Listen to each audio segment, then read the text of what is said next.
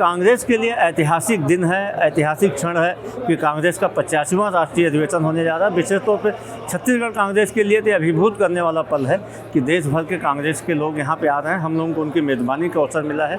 और दूसरी जो महत्वपूर्ण बात यह है कि इन 3 दिनों में कांग्रेस की दिशा और दशा और इस देश का भविष्य निर्धारण करने का काम कांग्रेस पार्टी करेगी। जिन मामलों में वर्तमान केंद्र सरकार फेलियर है, उनमें कांग्रेस पार्टी का क्या विचार है, कांग्रेस पार्टी ये देश में सरकार बनती है और वर्तमान में एक राजनीतिक दल के रूप में कांग्रेस पार्टी इन विषयों पे क्या सोचती है, ये एक विज़न हम दुनिया के सामने लेके आएंगे। कांग्रेस के सारे प्रबुद्ध नेता, हमारे सारे बड़े नेता इसमें बैठे हुए हैं और निश्चित तौर पर आज इस पूरे देश और दुनिया की निगाह हमारे इस अधिवेशन पे है। यह अधिवेशन 2024 के लिए हमारे लिए महत्वपूर्ण है क्योंकि एक देश में वर्तमान में जो सरकार है वो हर मुद्दे में फेल हो चुकी है। प्रधानमंत्री सिर्फ आत्मगुप्ता में है, आम आदमी परेशान है। ऐसे में पूरे देश की निगाह कांग्रेस पार्टी की ओर है।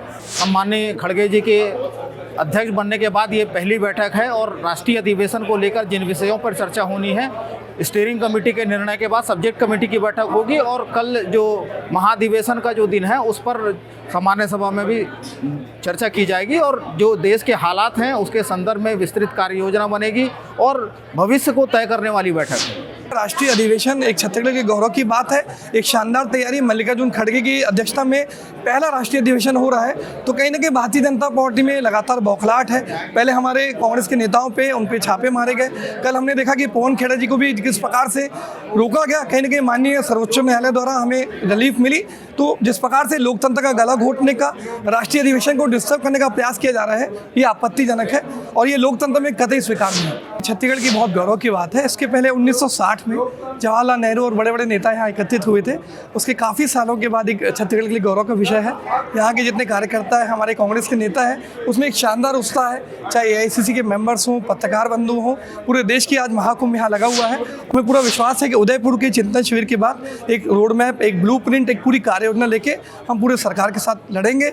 जो आम जनता से जुड़े मुद्दे हैं, महंगाई, बेरोजगारी, आर्थिक विषमता, जिससे कहीं ना कहीं मोदी सरकार जिनको मुद्दों को डाइवर्ट करने का प्रयास कर रही है, उनको कहीं ना कहीं उन मुद्दों को लेके जनता के बीच जाएंगे और एक शानदार प्रतिशत इस महाकुंभ के मामले और एक विजन लेके हम जनता के बीच पहुंचेंगे। कांग्रेस पार्टी का राष्ट्रीय महाधिवेशन 85वां ऐतिहासिक तैयारियां हो गई है। इस अधिवेशन से गेम चेंजर होगा। हम 2023 में भी सरकार बनाएंगे, 2024 में भी सरकार बनाएंगे। अधिवेशन छत्तीसगढ़ के रायपुर में हो रहा है। मैं यहाँ पे पहुँच चुका हूँ और जिस तरह से आप देख रहे हैं कि हमारे जैसे तमाम नौजवानों को AICC का मेंबर बनाया गया। पार्टी में जो नौजवानों को तरजीह दी गई है, नौजवानों को बढ़ चढ़ के पद हो, कोई भी कार्यक्रम हो, उसमें हिस्सा लेने की, भागीदारी लेने की जो है जगह मिलती है और इससे जो है नौजवान काफ़ी उत्साहित है।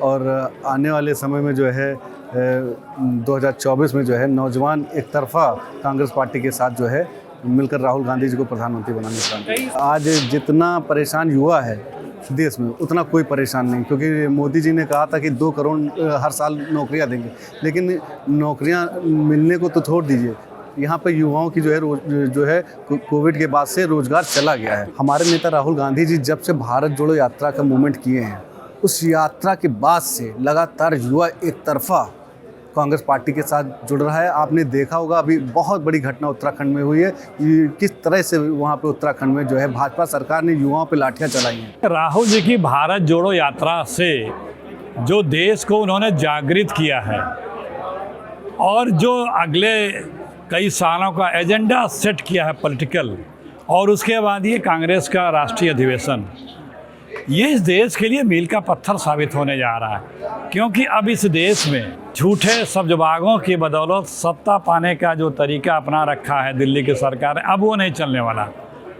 लोग ये समझ गए हैं, जान गए हैं। राहुल जी ने इसके लिए सबको अलर्ट कर दिया है, जागृत कर दिया है कि ये देश भाईचारे से, काम से, विकास से सबको ले करके नौजवानों, महिलाओं, किसानों, उनके उत्थान से ही आगे बढ़ सकता है।